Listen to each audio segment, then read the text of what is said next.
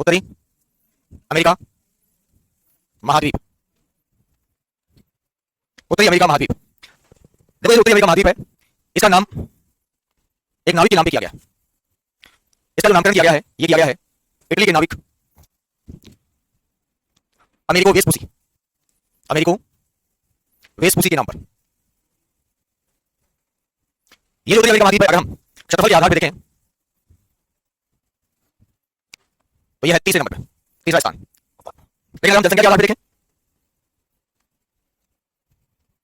तो यह है चौथा स्थान,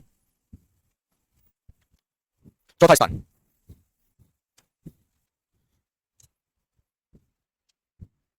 तो बैग में मुंह नहीं डालेगा तो दिख जाएगी। अगर मुंह डालना जरूरी है क्या?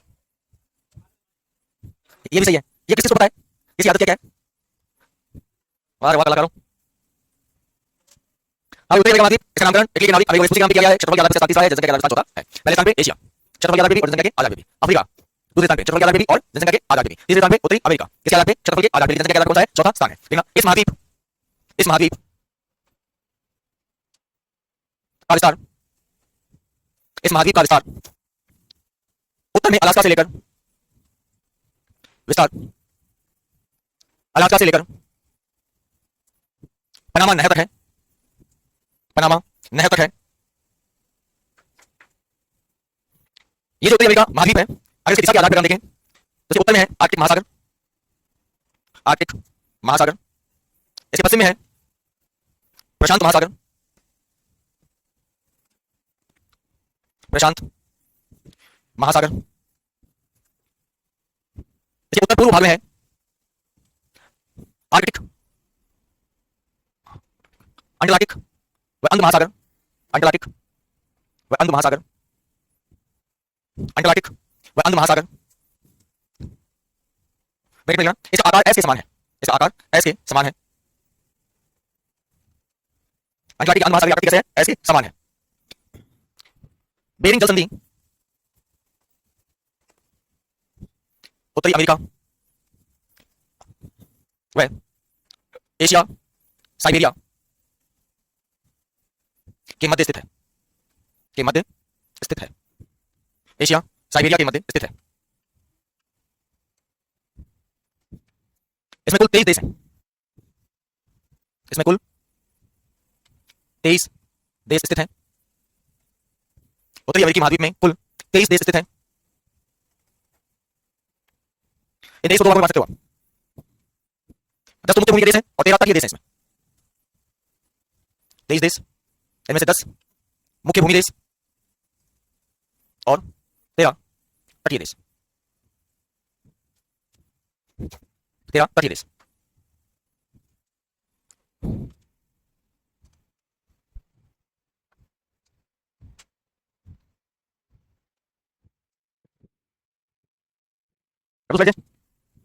यह है उत्तरी अमेरिका महाद्वीप। यहां आप देख पा रहे होंगे पीले रंग वाला भाग, ये किसका भाग है? रशिया का भाग है, साइबेरिया का हिस्सा। ये आप नीचे नीले रंग में देख रहे हो, यहां पे ये वाला भाग किसका है? ये वाला भाग है यूएसए का। और इधर आप देख रहे हो हरे रंग वाला, ये पूरे पूरे भाग किसके हैं? ये है कनाडा के। इधर ग्रीन लगा गया और इसके ऊपर ये वाला भाग है ऊपर, ये कौन सा भाग आ गया आपके? आर्कटिक क्षेत्र। यहां से लेकर और ये जो क्षेत्र है यहां पे लास्ट नीचा टेराडेल फ्यू कहा जाता है इसको। ये पूरा का पूरा क्षेत्र क्या कहलाता है? उत्तरी अमेरिका। अब देखो मोटे मोटे पोर्शन में Canada, United state of America, ये भी कैसा, ये भी कैसा है? वो कहता है ये जो भाग है, ये वाला भाग है अलास्का। कौन सा भाग है? अलास्का। ये नीचे आपका मैक्सिको, और मैक्सिको के नीचे ये छोटे छोटे छोटे जो आपको देश दिखाई दे रहे हैं, भाग दिखाई दे रहे हैं, निकारागुआ, ट्रिनिडाद टोबैगो, ये द्वीप समूह है। तो जिनको आप वेस्ट इंडीज के नाम से जानते हो, ये वेस्ट इंडीज कोई देश नहीं है, ये द्वीपों का समूह है। जमैका, कैरेबियन, ट्रिनिडाद टोबैगो, ये छोटे छोटे आइलैंड है, द्वीप समूह है। इनको मिलाकर एक इकाई बनाई गई है जिसको कहते हैं वेस्ट इंडीज। ये क्रिकेट टीम है। तो बाकी जितने भी देश हैं आप सबके नेशनल सॉन्ग सुनते हो, नेशनल एंथम सुनते हो, राष्ट्रगान जिसे कहा जाता है, राष्ट्रगीत जिसे कहा जाता है। लेकिन एकमात्र टीम ऐसी है जिसका आप क्रिकेट सॉन्ग सुनते हो, उसका ना कोई राष्ट्रगान है ना कोई राष्ट्रगीत है, क्योंकि वो एक इकाई नहीं है।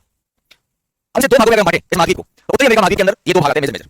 इसी का जो दक्षिणी भाग है जिसमें मैक्सिको और अन्य छोटे द्वीप समूह शामिल है, ये सारे सारे बहामास, क्यूबा, ये सब हैती, जमैका, ये सब इन्हें कहा जाता है। तो हम कहेंगे इन्हें कहा जाता है लैटिन अमेरिका। क्या कहते हैं? Latin America. तो उत्तरी अमेरिका का ही दक्षिणी जो भाग है जिसमें मैक्सिको और अन्य छोटे द्वीप समूह शामिल है, उसे हम क्या कहते हैं? Latin America. और इसी लैटिन अमेरिका में जो सबसे प्रसिद्ध भूभाग है उसे कहा जाता है वेस्ट इंडीज, जो कि छोटे छोटे द्वीपों का एक समूह है। इसलिए प्रश्न पूछा गया है विश्व में कौन सी क्रिकेट टीम है जिसका अपना क्रिकेट सॉन्ग है, क्रिकेट गीत है, उसका कोई राष्ट्रगान नहीं है, उसका कोई राष्ट्रगीत नहीं है, उसका क्या है? क्रिकेट गीत है। कौन सी है? West Indies. लिख लेना। इस महाद्वीप में उत्तरी अमेरिका, इस महाद्वीप में उत्तरी अमेरिका जिसमें मूलतः कनाडा और यूएसए, कनाडा और यूएसए शामिल है, कनाडा और यूएसए शामिल है। इस महाद्वीप के दक्षिणी भाग में, इस महाद्वीप के दक्षिणी भाग में मैक्सिको तथा छोटे द्वीप समूह, मैक्सिको तथा छोटे द्वीप समूह स्थित हैं, जिन्हें सम्मिलित रूप में लैटिन अमेरिका कहा जाता है। सम्मिलित रूप में लैटिन अमेरिका कहा जाता है।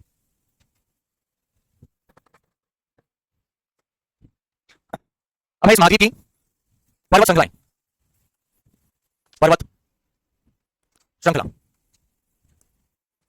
तो उत्तरी अमेरिकी जो महाद्वीप है, इसमें अगर आप देखोगे तो ये जो आपका पश्चिमी भाग है, इस पश्चिमी भाग के समांतर एक पर्वत श्रृंखला है जिसे कहा जाता है रॉकी पर्वतमाला, रॉकी पर्वतमाला। तो उत्तरी अमेरिका की प्रसिद्ध पर्वतमाला कौन सी है? रॉकी पर्वतमाला।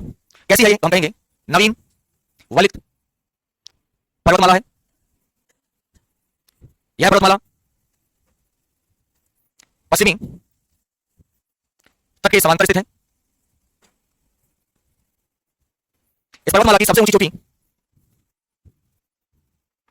मैकिनले है, मैकिनले जो अलास्का में स्थित है, जो अलास्का में स्थित है।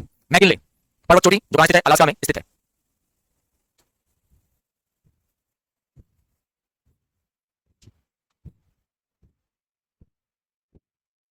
अब इस पर्वतीय क्षेत्र की, इस पर्वतमाला क्षेत्र की और क्या विशेषता है इस महाद्वीप के लिए? तो जैसे जैसे आप ध्रुवों की तरफ जाओगे तो आपको क्या दिखाई देगी? बर्फ दिखाई देगी, क्योंकि सूर्य का प्रकाश जो सीधा प्राप्त नहीं होगा, प्राप्त होगा, तो प्राप्त होगा क्या बर्फ जमेगी, हिम आच्छादित क्षेत्र रहेंगे। साइबेरिया को आप देखोगे ठंडा क्षेत्र है, हमेशा बर्फ रहता है। पृथ्वी का एक प्रकार का शीत ध्रुव है। ये जो भाग है अमेरिका का, जिसे अलास्का कह रहे हैं, और कनाडा का भाग, ये अधिकांशतः बर्फ से क्या रहते हैं? ढके हुए रहते हैं। तो कभी कभी क्षेत्रों में बर्फ पिघलती है। और वो बर्फ कैसे पिघलेगी? तो इस पर्वत श्रृंखला क्षेत्र में एक पवन नदी है जिसका नाम है चिनूक। ये जो रॉकी पर्वत श्रृंखला है, इसके समांतर चिनूक उष्ण पवन प्रवाहित होती है। चिनूक उष्ण पवन जो है क्या होती है? प्रवाहित होती है। और ये जो चिनूक उष्ण पवन है, ये क्या करती है चोटी के अंदर? ये कनाडा व यूएसए क्षेत्र में बर्फ को पिघलाती है, जिसके कारण ये जो पवन है इसे हिम बक्षिणी, हिम का करने वाली, भक्षण करने वाली, इसको चिनूक को क्या कहते हैं? हिम बक्षिणी, हिम भक्षण करने वाली पवन भी कहा जाता है। अब ये पवन कैसे बहेगी? ये जो आपका यहां पे देखा रॉकी पर्वतमाला, इसके समांतर रहती है, ये समांतर रहेगी। इस क्षेत्र में उत्तर की तरफ जाएगी, से उत्तर की तरफ जाएगी। इस क्षेत्र में जहां बर्फ होगी, जहां तक पहुंच होगी, उन क्षेत्रों में ये बर्फ को क्या करेगी? पिघलाने का प्रयास करेगी। बर्फ पिघलेगी, मैदान निकलेंगे, मैदान उड़ेंगे, घास होगी, जीव जंतुओं को भोजन मिलेगा, खाद्यान्न मिलेगा, कृषि की जा सकेगी। बर्फ पिघलेगी, हिम पिघलेगी, ग्लेशियर पिघलेगी, तो पानी की उपलब्धता है वो चालू रूप से पूर्ण हो पाएगी। ये है आपका पूरा रॉकी पर्वतमाला। इसके अलावा इस महाद्वीप में एक और पर्वत श्रृंखला है जिसका नाम है अपलेशियन, अपलेशियन पर्वत श्रृंखला या पर्वतमाला। जब आप राजस्थान का भूगोल पढ़ते हो तो उसके अंदर आप एक पर्वत श्रृंखला पढ़ते हो जिसका नाम है अरावली। जब उसकी तुलना करोगे आप तो उसकी तुलना की जाती है अमेरिका के अपलेशियन पर्वत से। क्यों? क्योंकि निर्माण काल और उसका स्वरूप दोनों समान है। जिस प्रकार राजस्थान के दक्षिण पश्चिम से उत्तर पूर्व की ओर अरावली जा रही है, और सिरोही से लेकर जयपुर की तरफ कर्णावृत स्वरूप के अंदर, सेम वैसे ही ये अपलेशियन पर्वत जो है ये निकलता है ऐसे कर्णावृत स्वरूप के अंदर। उत्तरी अमेरिका महाद्वीप के दक्षिण पश्चिम से उत्तर पूर्व की ओर निर्मित जो पर्वत श्रृंखला है वो कौन सी है? अपलेशियन पर्वत श्रृंखला। अब विश्व में तुलना करोगे तो जैसे राजस्थान की तुलना की जा रही है विश्व के, तो विश्व की तुलना की जाएगी राजस्थान से की जाएगी। तो अपलेशियन पर्वत की तुलना किससे करते हो विश्व में? अरावली से। और अरावली की तुलना किससे की जा सकती है? अपलेशियन पर्वत से। लिखना होगा यह प्राचीन वलित पर्वतमाला है, यह प्राचीन वलित पर्वतमाला है जो वर्तमान में एक जीवाश्म पर्वतमाला का उदाहरण है, या अवशिष्ट पर्वतमाला। ऐसी पर्वतमाला जिसे क्या है? अवशेष शेष बचे हैं, तो जीवाश्म पर्वतमाला या अवशिष्ट पर्वतमाला, अवशिष्ट पर्वतमाला है, जीवाश्म पर्वतमाला या अवशिष्ट पर्वतमाला है।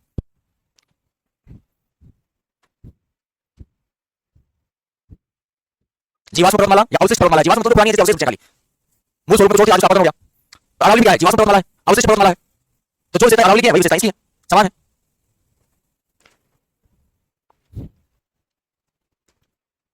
तो ये दो तो है पर्वत श्रृंखला क्षेत्र की, एक तो है रॉकीज और दूसरा है अपलेशियन पर्वतमाला। फिर इस क्षेत्र की नदियां, नदियों में हम देखें तो पहली नदी है मिसिसिपी और मिसोरी, मिसिसिपी और मिसोरी नदी। अगर बात करें तो ये विश्व की तीसरी बड़ी नदी है, विश्व की तीसरी बड़ी नदी। लेकिन उत्तरी अमेरिका महाद्वीप की सबसे बड़ी नदी, उत्तरी अमेरिका महाद्वीप की सबसे बड़ी नदी, इसका उद्गम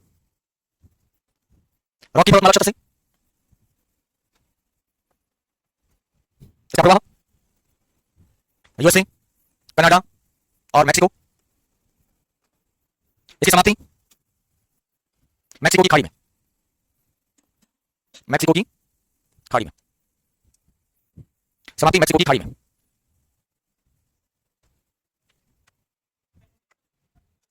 नील, ऐसे दुनिया जानकर कहां से करना है, कहां घुसना है, क्या क्या करना है। इसको ये पता है कि पानी यहाँ पे आता है, लेकिन नहीं, पानी फेमस बिल्डिंग में लेके, इसे ये भी पता है कि यहाँ पानी ऊपर क्या होगा। मैं अरे ऊपर वाले उसको बोलना होगा, पानी पीना है इधर दुकान है, जहां लड़की हो जाए उस बिल्डिंग में, उस बिल्डिंग को तैयारी करें ना, वो सारे कैसे बोल सकते हैं। मेरे जानने डॉक्टर, हां ये नॉर्मल इंजेक्शन नहीं लेंगे, ध्यान रखना। तो पार्टी ठोके में बस उठा लिया। चलो दूसरी नदी है छोटी सी, यहीं पे लेते हैं, उसका नाम है हडसन नदी। हडसन, मैं तो फ्लाइट आया था, ऊपर फ्लाइट है वहां था, सच क्या है, किसने कहा, कहां नंबर तुम्हारे, तुम्हारे सबसे ऊपर फ्लाइट छोड़ के फ्लाइट है, स्टार्ट होता है वहां पे, मैं वहां था। और मैं कहीं भी होता हूं, मेरे तुम्हारे लिए तुम, मैं तो बाकी में 40 हो गया, मैं 20 साल और मैं मानूं, तुम लोग ढूंढ मुंडा और कुछ नहीं करोगे। ये तो हडसन नदी है, इसका उद्गम होता है अपलेशियन पर्वत से। कहां से होता है, अपलेशियन पर्वत से। तो अमेरिका में अपलेशियन पर्वत कैसे है, ऐसे, और अपलेशियन पर्वत से उद्गम होता है, अमेरिका में रहती है, और अमेरिका में रहने के बाद में ये नदी जो है अपने जल को लेकर डाल देती है कहां पे, इस क्षेत्र में। और ये जो क्षेत्र है, ये क्षेत्र यहाँ जगह है, यहाँ जगह से आपकी अटलांटिक महासागर, अटलांटिक महासागर, अटलांटिक महासागर में हम कहेंगे यहाँ से नदी उद्गम होता है अपलेशियन पर्वत से, और इसका प्रवाह कहां पे है, प्रवाह एक ही देश में है, यूएसए में, और इसकी समाप्ति कहां होती है, इसकी समाप्ति होती है अटलांटिक या अंध महासागर में। अटलांटिक व अंध महासागर दोनों एक नाम है, एक ही बोली का है, अटलांटिक व अंध महासागर में। अब इस हडसन नदी का मूल महत्व क्या है, तो मूल महत्व देखोगे आप तो उत्तरी अमेरिकी महाद्वीप में स्थित जो देश है, सबसे बड़ा देश कौन सा है, कनाडा, क्षेत्रफल के आधार पे। इसके नीचे दूसरी इकाई आप देख रहे हो कौन सी है, यूएसए। अब यूएसए का कौन सा क्षेत्र है जिसे यूएसए की वित्तीय राजधानी या सांस्कृतिक राजधानी कहा जाता है, अमेरिका की राजधानी क्या है, वॉशिंगटन डीसी, लेकिन अमेरिका की सांस्कृतिक राजधानी या वित्तीय राजधानी पूछा जाए कौन सी है, कौन सा क्षेत्र है जिसे गगनचुंबी इमारतों की नगरी कहा जाता है, न्यूयॉर्क, स्काई स्क्रैपर सिटी कहा जाता है उसको, स्काई स्क्रैपर मतलब आकाश को चूमने वाले। तो ध्यान रखना, इस नदी के किनारे उत्तरी अमेरिका यूएसए की सांस्कृतिक वह वित्तीय राजधानी स्थित है, वह वित्तीय राजधानी न्यूयॉर्क स्थित है, न्यूयॉर्क स्थित है, वित्तीय राजधानी न्यूयॉर्क जो है वो स्थित है।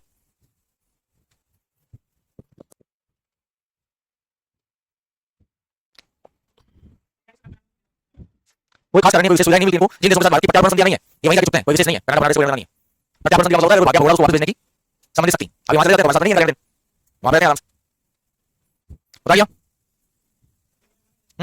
वीजा कितने का बनता है, अलग अलग है, अंग्रेजी कितनी आती है, अंग्रेजी कितनी आती है, टेस्ट लगता है, फुल वैसे नहीं 8 बजे के बाद, वास्तव में कितनी आती है, जरूरत नहीं है तुम्हारी वहां पे, उनको फुल आती है 8 बजे के बाद में, काम क्या करोगे, घूम जाओगे, आज मिल जाएगा, पता है, बताइए अपनी सीमाओं में आ जाओ, वही काम आएंगे, हैं, हाँ। ये अभी है कोलोराडो नदी, कोलोराडो नदी, कोलोराडो नदी है अमेरिका में पठार, कोलोराडो का पठार, वहां से इसका उद्गम होता है। आपको दो तीन चीजें रखनी है, कुछ भी रखना, ये विश्व का सबसे बड़ा ग्रांड कैनियन बनाती है, कैनियन एक बहुत नदी गिर रही होती है उत्तराखंड की ओर, गांज से कहा जाता है, तो विश्व का सबसे बड़ा गांज या कैनियन कौन सी नदी बनता है, तो कोलोराडो नदी बनता है। तो ग्रांड कैनियन कहां स्थित है, कोलोराडो नदी में स्थित है, कोलोराडो नदी कहां स्थित है, यूएसए में स्थित है। तो कोलोराडो नदी, कोलोराडो पठार से उद्गम, उद्गम कोलोराडो पठार से, क्षेत्र यूएसए, विशेषता विश्व का सबसे बड़ा ग्रैंड कैनियन का, ग्रैंड कैनियन का निर्माण करती है, विश्व के सबसे बड़े ग्रैंड कैनियन का निर्माण कौन सी करती है, कोलोराडो नदी करती है।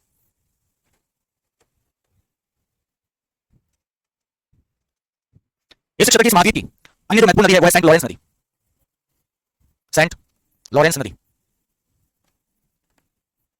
ये जो सेंट लॉरेंस नदी है इसका उद्गम ये होता है महान झील क्षेत्र से, एक एरिया है जहां पे 5 झीलें आप पढ़ोगे, मिशिगन, होलन, मिसौरी, 5 झीलों होगा, उसके बाद महान झील क्षेत्र या ग्रेट लेक्स क्षेत्र, वहां से इसका उद्गम होता है और इसका जल जो है जाता है, इसका जल जाता है अटलांटिक महासागर के अंदर। इसका उद्गम होता है महान झील क्षेत्र से, महान झील क्षेत्र, और महान झील क्षेत्र में 5 झीलें हैं, कितनी हैं, 5 झीलें, मिशिगन, सुपीरियर, इरी, होलन और ऑन्टेरियो, ऑन्टेरियो, यहां से इसका उद्गम होता है और इसकी समाप्ति अटलांटिक अंध महासागर में, अटलांटिक या अंध महासागर में, अटलांटिक या अंध महासागर में। ह्यूगन, ह्यूगन,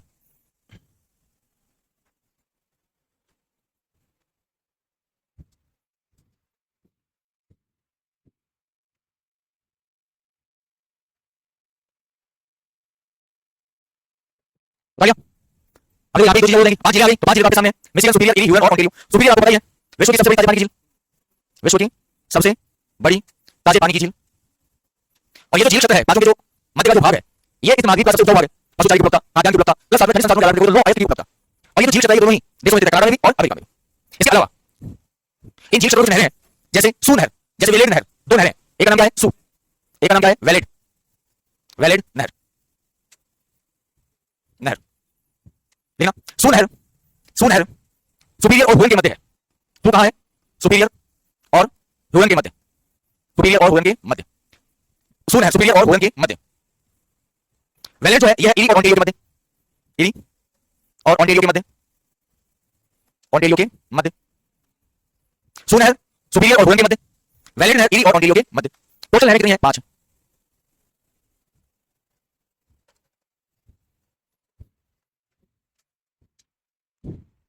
दो झीलों के नाम रखना जो बहुत बार पूछे जाते हैं, एक तो है विनिपेग, विनिपेग, और दूसरे का नाम है Great Bear Lake, Great Bear lake.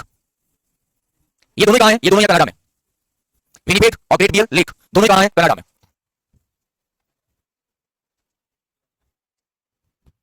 क्या क्षेत्र में कोई और भी झील है जिसमें सबसे ज्यादा लवणता पाई जाती है? अमेरिका में है ग्रेट साल्ट लेक, देख लेना, great salt lake America, great salt lake America, विश्व की सर्वाधिक खारी झील, ग्रेट साल्ट लेक अमेरिका, विश्व की सबसे खारी झील, झील। लास्ट का इस क्षेत्र के या इस महाद्वीप के पठार, पठार, पठार में 3 पठार जो है ये अमेरिका में ही है, यूएसए में। एक है ओजार्क, ओजार्क, दूसरा है कोलोराडो और तीसरा है कोलंबिया। पठार, ओजार्क, कोलोराडो और कोलंबिया के पठार कहां है? उत्तरी अमेरिका में। और एक है कनाडा में, प्रसिद्ध, अलग है लेकिन प्रसिद्ध। कनाडा में जो पठार है लैब्राडोर का पठार, लैब्राडोर पठार, लैब्राडोर पठार। हाँ वही वही,